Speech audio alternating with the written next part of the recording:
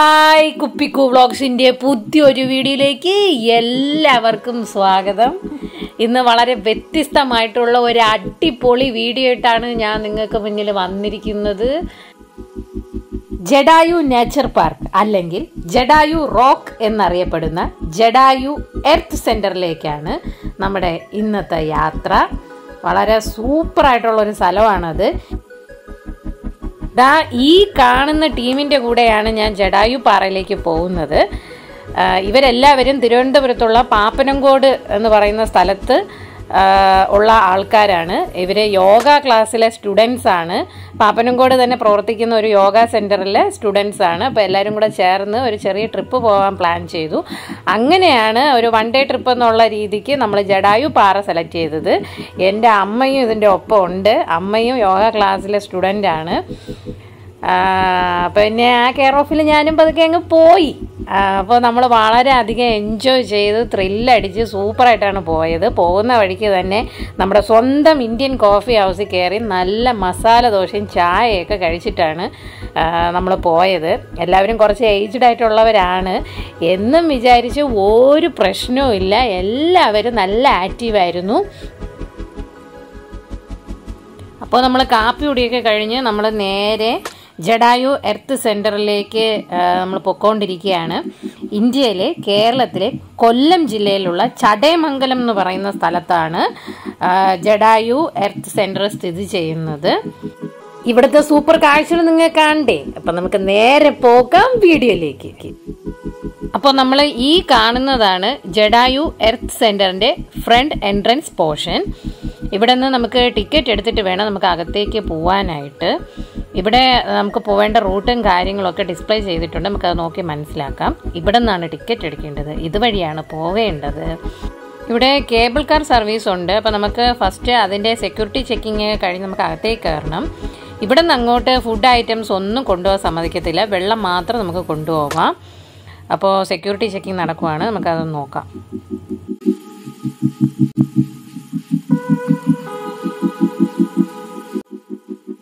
അപ്പോൾ നമ്മൾ ചടയമംഗലത്തുള്ള ജഡായു പാറയിലാണ് നിൽക്കുന്നത്.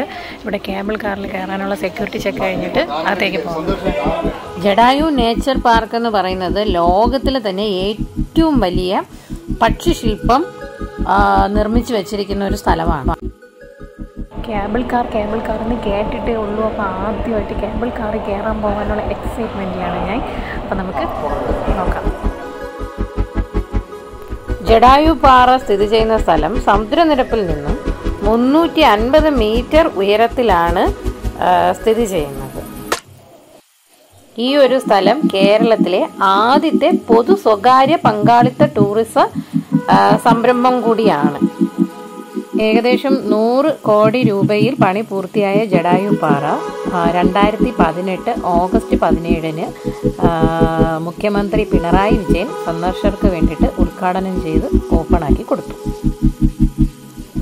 നമുക്ക് പോവാനുള്ള കേബിൾ കാർ വരുന്നുണ്ട്. ഇത്രയും ഹൈറ്റിന് ഇത് ചെയ്തു വച്ചിരിക്കുന്നത് സത്യം പറഞ്ഞാൽ കുറച്ച് ഏജൊക്കെ ഉള്ള ആൾക്കാർക്കൊരു ഉപകാരമാണ്. അപ്പോൾ ഇത്രയും മല കയറണ്ടല്ലോ. ഇതാണ് അതിൻ്റെ ഒരു മെക്കാനിസം. ഒരു റോപ്പിൽ കൂടിയാണ് ഇത് പോകുന്നത്. അപ്പോൾ നമുക്ക് പോകാനുള്ള കേബിൾ കാർ എത്തിക്കഴിഞ്ഞു. നമ്മൾ കയറാൻ പോവുകയാണ്. സൂപ്പറായിരിക്കും. ഒറ്റ സെറ്റിൽ 4 കേബിൾ കാറാണ് ഉള്ളത്.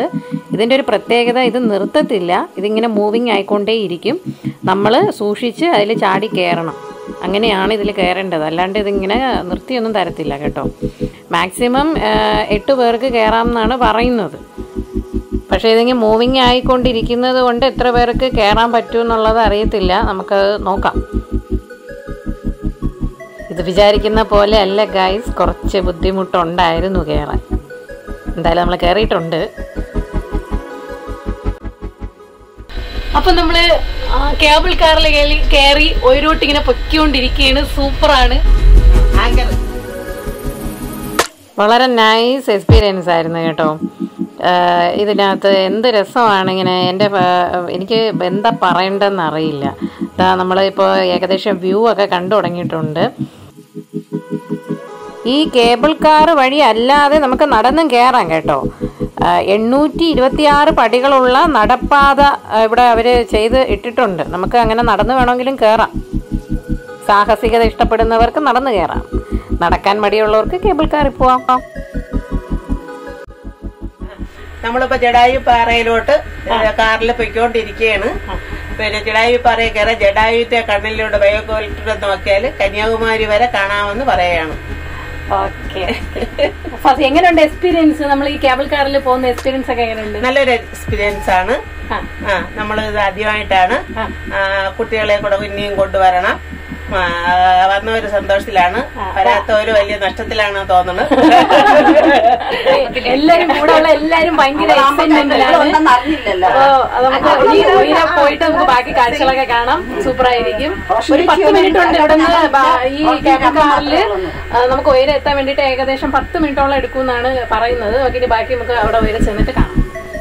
ഇതാ ഈ കാണുന്നത് ഒരു ഹെലിപാഡാണ് കേട്ടോ. ഇതാ നോക്കിയേ, വളരെ ചെറിയൊരു ഹെലിപാഡാണ്. അപ്പം നമുക്കങ്ങ് ദൂരെ ജടായുവിൻ്റെ ശില്പം കാണാൻ സാധിക്കുന്നുണ്ട്. എനിക്ക് തോന്നുന്നു ഏകദേശം ഒരു 10 മിനിറ്റിനകത്തെ നമുക്ക് ഈ കേബിൾ കാർ യാത്രയുള്ളൂ. അപ്പോഴേക്കും നമ്മൾ മലയുടെ മുകളിലെത്തും. ഇവിടെയുള്ള ജലപ്രതിസന്ധി പരിഹരിക്കാൻ 2 കുറ്റൻ പാറകളെ യോജിപ്പിച്ച് ചെക്ക് ഡാം നിർമ്മിക്കുന്നുണ്ട്. അതാണ് ഈ കാണുന്നത്. ഇവിടെ മഴവെള്ളം ശേഖരിച്ച് വയ്ക്കുന്നുണ്ട്. അപ്പോൾ ഒരു പരിധിവരെ ജലക്ഷാമം ഇല്ലാതാക്കാം. അപ്പോൾ സമയം കഴിയും തോറും നമുക്ക് ജടായുവിൻ്റെ ദൃശ്യം കൂടുതൽ വ്യക്തമാവുന്നുണ്ട്. ഈ കാണുന്നതാണ് ഞാൻ നേരത്തെ പറഞ്ഞ നടന്നു കയറാൻ പറ്റുന്ന ആ പടികൾ ഉള്ള ആ ഒരു ഏരിയ. ഇങ്ങനെ ഇതുവഴി നമുക്ക് നടന്നു കയറാം. 126 പടികളുണ്ടെന്നാണ് പറയുന്നത്.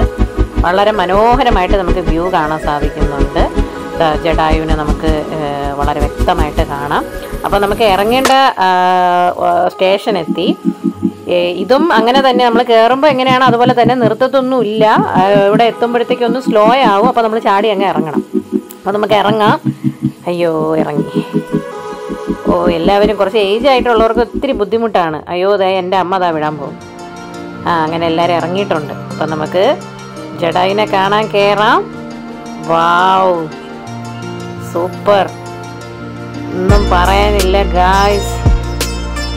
കിടക്കുന്ന കണ്ടോ, ജടായു ആണ് ഈ കിടക്കുന്നത്.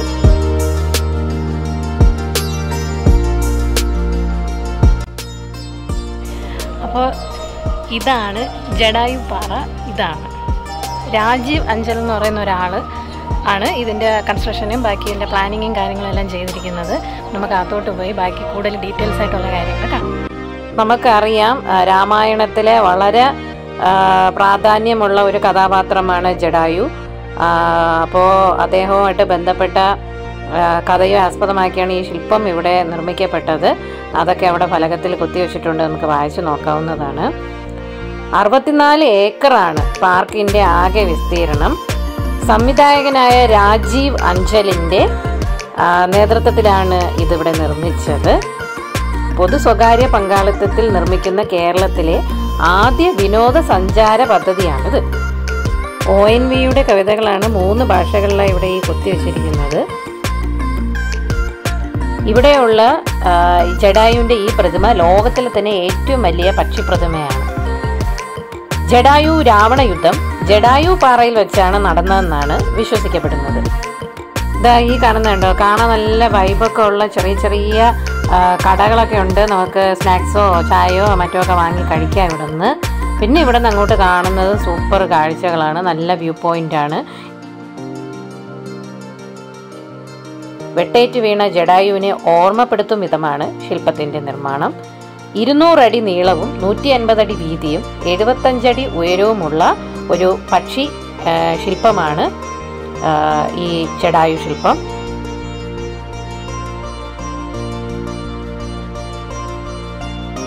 ഇവിടെ നിന്ന് മുമ്പോട്ട് നോക്കുമ്പോൾ തന്നെ വളരെ മനോഹരമായിട്ടുള്ള വ്യൂ പോയിൻ്റാണ് നമുക്ക് കാണാൻ സാധിക്കുന്നത്.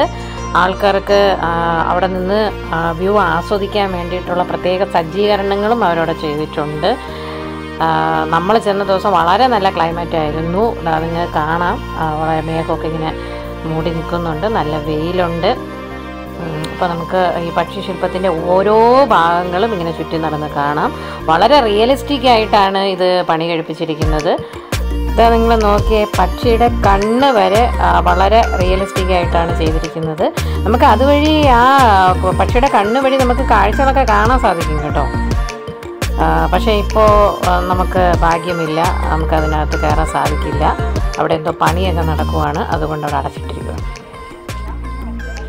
ദാ എൻ്റെ തൊട്ട് ബാക്കിൽ കാണുന്നത് കണ്ടോ ജടായുവിന്? ഇതിൻ്റെ കണ്ണിൽ കൂടെ നോക്കുമ്പോഴത്തേക്കും എന്തോ ഒരു പ്രത്യേക വ്യൂ പോയിൻ്റൊക്കെ കാണുമെന്നൊക്കെയാണ് പറയുന്നത്. പക്ഷേ ഇപ്പോൾ അവിടെ എന്തോ പണിയൊക്കെ നടക്കുന്നതുകൊണ്ട് അടച്ചിട്ടിരിക്കുകയാണ്. മൊത്തം ഒന്നും ആൾക്കാർക്ക് വേണ്ടിയിട്ട് തുറന്നു കൊടുത്തിട്ടില്ല. ഇപ്പോൾ അത്യാവശ്യം നല്ല വെയിലും നല്ല തിരക്കും ഒക്കെ ഉണ്ട്. എന്നാലും കൊള്ളാം, നല്ല വൈബുണ്ട് കേട്ടോ. നല്ല വൈബുള്ള സ്ഥലമാണ്. ഇവിടെ നിന്ന് നോക്കുമ്പോൾ നല്ല വ്യൂ പോയിൻ്റാണ്. ഇതാ കണ്ടില്ലേ, വ്യൂ കാണാൻ വേണ്ടിയിട്ട് ഒരു പ്രത്യേക സെറ്റപ്പ് തന്നെ ഇവിടെ ഉണ്ട്. എന്തായാലും ഒരു പ്രാവശ്യം ഇങ്ങനെ വന്ന് കാണേണ്ട സ്ഥലമാണ്. സൂപ്പറാണ്. എനിക്ക് തോന്നുന്നു നമ്മൾ ട്രിവാൻഡ്രത്ത് ഇതുപോലെ കേബിൾ കാർ വഴി ഇങ്ങനെ എത്തിയിട്ട് കാണുന്ന ആ ഒരു സെറ്റപ്പ് ഇവിടെ മാത്രമേ ഉള്ളൂ എന്നാണ് തോന്നുന്നത്. വേറെ എവിടെയെങ്കിലും ഉണ്ടെങ്കിൽ നിങ്ങൾ കമൻറ്റ് ചെയ്തോളൂ. എനിക്കറിയില്ല. എന്തായാലും എൻ്റെ ഫസ്റ്റ് എക്സ്പീരിയൻസ് ആണിത്. എനിക്ക് ഭയങ്കര ഇഷ്ടമായി.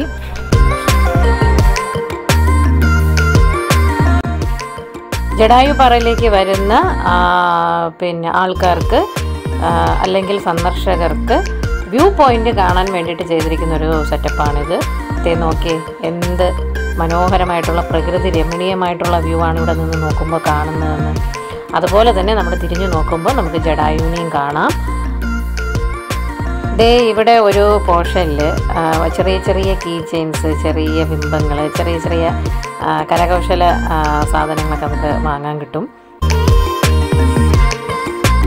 ജടായു എന്ന് പറയുമ്പോൾ തന്നെ നമ്മുടെ രാമായണവുമായിട്ട് ബന്ധപ്പെട്ട ആളാണ്. അപ്പോൾ തീർച്ചയായിട്ടും ഇവിടെ ഒരു രാമക്ഷേത്രം ഉണ്ടാവുമല്ലോ അല്ലേ? അപ്പോൾ നമ്മളിപ്പോൾ പോകുന്നത് ജടായു പാറയിൽ സ്ഥിതി ചെയ്യുന്ന രാമൻ്റെ ക്ഷേത്രത്തിലേക്കാണ്. ഈ കാണുന്നതാണ് ജടായു പാറയിൽ സ്ഥിതി ചെയ്യുന്ന രാമക്ഷേത്രം. ഒറ്റ നോട്ടത്തിൽ ഒരു ചൈനീസ് മാതൃകയിൽ നിർമ്മിച്ചിരിക്കുന്ന ഒരു ക്ഷേത്രം പോലെയാണ് എനിക്ക് ഇത് ഫീൽ ചെയ്തത്. നിങ്ങൾക്ക് ഇത് കണ്ടിട്ട് എന്ത് തോന്നുന്നു എന്ന് കമൻറ്റ് ചെയ്യുക. വളരെ ഭംഗിയുണ്ട്. ആ ഒരു മേഘങ്ങൾക്കിടയിൽ അതിങ്ങനെ തല ഉയർത്തി നിൽക്കുന്നത് കാണാൻ നല്ല ഭംഗിയുണ്ട്. രാമായണ കഥയുമായിട്ട് ബന്ധപ്പെട്ട് മറ്റ് ഉപദൈവങ്ങളും ഇവിടെ പ്രതിഷ്ഠിച്ചിട്ടുണ്ട്.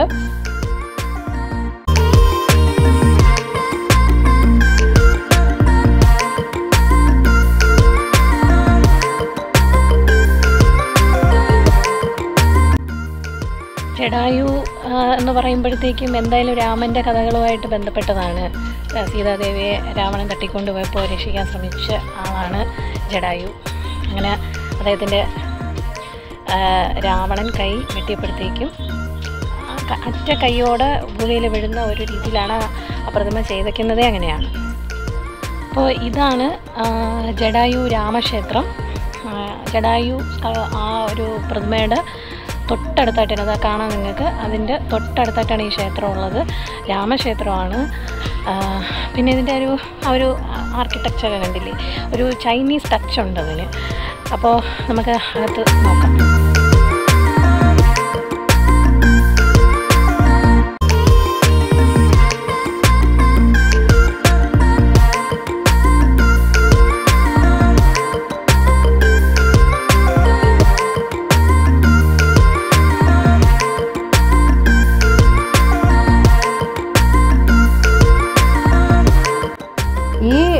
ജടായു ശില്പത്തിനുള്ളിലേക്ക് നമുക്ക് പോകാൻ പറ്റും കേട്ടോ.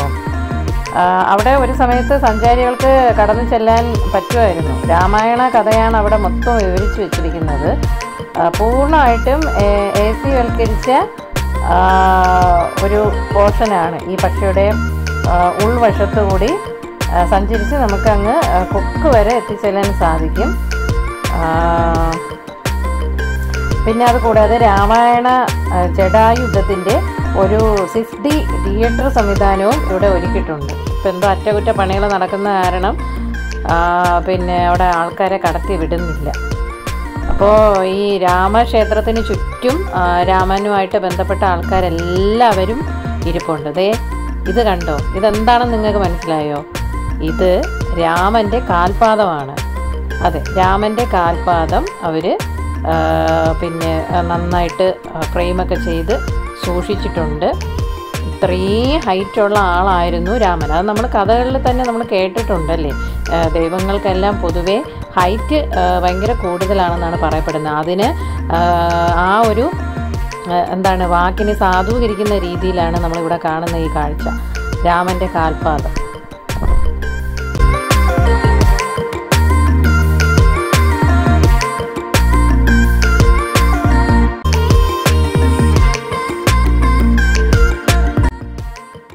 നമ്മളെ കൂടെ ഉള്ള ജയന്തി, പുള്ളിക്കാരി അംഗൻവാടി ടീച്ചറാണ്. ഭയങ്കര പേടിയെന്നാണ് പറയുന്നത്. അപ്പോൾ പുള്ളിക്കാരി നമുക്ക് ഈ ജടായുപ്പാറ ഇവിടെ വരാനുള്ള കഥ എന്തിനാണെന്ന് പുള്ളിക്കാരിക്ക് അറിയാം, നമുക്ക് പറഞ്ഞു തരും. ജയന്തി മാമി, കമോൺ പറയൂ, എങ്ങനെയാണ് ഇതിൻ്റെ ഒരു കഥ? രാവണൻ സീതാദേവിയെ കട്ടുകൊണ്ട് പോയപ്പോഴത്തേക്കും ജടായു എന്ന പക്ഷി രാവണനെ തടഞ്ഞപ്പോൾ രാവണൻ ജടായുവിൻ്റെ ഒരു ചിറകിനെ വെട്ടി അപ്പോഴും സീതാദേവി കൊല്ലാൻ ശ്രമിച്ചു. അങ്ങനെ ഒരു ചിറകറ്റ് വീണപ്പോൾ സീതാദേവി അനുഗ്രഹം കൊടുത്ത് ശ്രീരാമൻ വന്ന് കഥ മുഴുക്കയും കേട്ടതിന് ശേഷം മാത്രമേ ജടായുവിന് ജീവത്യാഗം ചെയ്യുള്ളൂ എന്ന് പറഞ്ഞു. അങ്ങനെ ഒരു അനുഗ്രഹം കൊടുത്തിട്ട് സീതാദേവി രാവണൻ കൊണ്ടുപോയി. ശ്രീരാമൻ വന്ന് കഥകളെല്ലാം നടന്ന സംഭവങ്ങളെല്ലാം പറഞ്ഞതിന് ശേഷമാണ് ജടായു സമാധിയായത്. അപ്പൊ അത് ജടായുവിന്റെ ആ ഒരു ചിറകറ്റ് വീഴുന്നത് ഇവിടെയാണെന്നാണോ വിശ്വസിക്കുന്നത്? ഇവിടെയാണ് രാവണൻ ജടായുവിനെ. ഓക്കെ. അപ്പൊ അതാണ് കഥ. ചിറകല്ല, മൊത്തം ഇവിടെ ആണ്. ഓക്കെ. എങ്ങനെയുണ്ട് എക്സ്പീരിയൻസ്? ഇവിടെ വന്നിട്ട് എന്ത് തോന്നുന്നു? ഭഗവാനെ ഇതൊക്കെ ഒരിക്കലെങ്കിലും കാണണമല്ലേ? പിന്നെ കാണേണ്ട കാര്യമാണ്. നല്ല നടന്നു എന്നുള്ളതിന് തെളിവാണ്. അതെ, അപ്പൊ നമ്മുടെ രാമായണ പുരാണത്തിൽ വായിച്ചിട്ടുള്ള കഥകളൊക്കെ സത്യമാണെന്നാണ് ഇതൊക്കെ തെളിയുന്നത്. സത്യം ഉണ്ടെന്ന് ഇവിടെ വന്ന് കണ്ടാലേ മനസ്സിലാവും. ശ്രീരാമന്റെ പാദം. അതെ. ഇതാണ് ശ്രീരാമന്റെ പാദം. ഇത്രയും വലിപ്പം ഉണ്ടെങ്കിൽ അപ്പൊ ആളെത്ര ഉണ്ടായിരുന്നിരിക്കും? അയ്യോ, ഭഗവാന്മാരെല്ലാം വലിപ്പമുള്ള ആൾക്കാരാണ്. അല്ല നമ്മളെ പോലെ മനുഷ്യരെ പോലെ. ഞാൻ വീഡിയോയിലുടനീളം വിവരിച്ച കാര്യങ്ങൾ തന്നെയാണ് ഇവിടെ കൊത്തിവെച്ചിരിക്കുന്നത്, വായിച്ചു നോക്കിയാൽ മതി. അപ്പൊ മാമിക്ക് എങ്ങനെയുണ്ട് ഇവിടെ ജടായു പറയിൽ വന്നിട്ട് എക്സ്പീരിയൻസ് ഒക്കെ? എക്സ്പീരിയൻസ് എന്ന് പറഞ്ഞാല് വരാതിരുന്നെങ്കിൽ വളരെ നഷ്ടമായി പോകും ആയിരുന്നു എന്ന് തോന്നിപ്പോയി. ഇനിയും വരണം, കുട്ടികളെ കൂട്ടി ഇനിയും വരണം. ഇതൊക്കെ ജീവിതത്തിൽ കാണേണ്ടതും കാണാത്തവരെ കൊണ്ട് കാണിക്കേണ്ട കാര്യങ്ങളൊക്കെയാണ്. നമ്മള് കേബിൾ കാറിൽ വന്ന എക്സ്പീരിയൻസ് എങ്ങനെ ഉണ്ടായിരുന്നു? അത് ഭയങ്കര എക്സ്പീരിയൻസ് അല്ലേ, പ്ലെയിനിൽ പോകും പോലെ അല്ലായിരുന്നു. പിന്നല്ല, പ്ലെയിൻ ആണെങ്കിൽ ഇങ്ങനെ നമുക്ക് കാണാൻ പറ്റത്തില്ല. പക്ഷെ അതിനേക്കാളും നമുക്ക് മലയെല്ലാം കാണാം, എന്തായാലും നമ്മൾ പുറത്തുനിന്ന് കാണുമ്പോഴല്ലോ ഭയങ്കര ഒരു കാഴ്ചയാണ്. ഭയങ്കര കാഴ്ചയാണ്. എന്തായാലും നമ്മൾ ഈ കൊടുക്കേണ്ട കാശ് ഒരു നഷ്ടവും ഇല്ല. അതെ, എന്തായാലും അത്രയ്ക്ക് പരിപാടി ചെയ്തിട്ടുണ്ട്. എൻജോയ് ചെയ്തു. ഈ എഴുതി വെച്ചിരിക്കുന്നുണ്ടോ, dedicated to woman safety and honour. അപ്പോൾ ഇതൊക്കെയാണ് ജടായു പാറയിലെ കാഴ്ചകളും വിശേഷങ്ങളും.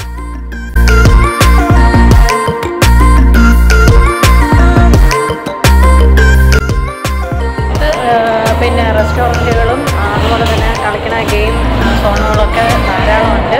പക്ഷേ വിലയൊക്കെ ഭയങ്കര കൂടുതലാണ്.